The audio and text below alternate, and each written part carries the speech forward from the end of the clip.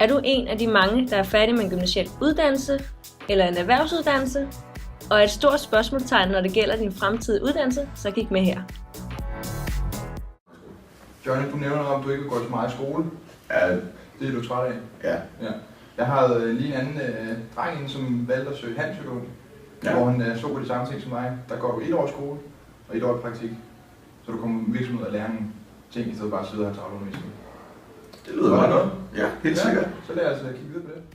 Som handelsøkonom kan du lære om logistik, erhvervsøkonomi, international økonomi, markedsføring, organisation og engelsk.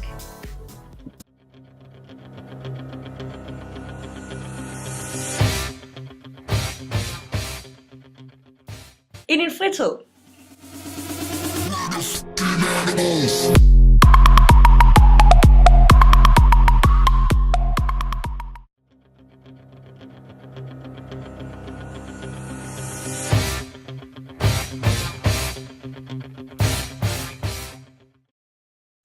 I fremtiden kan du blandt andet blive indkøber, salgsleder, account manager, CRM manager eller distriktschef.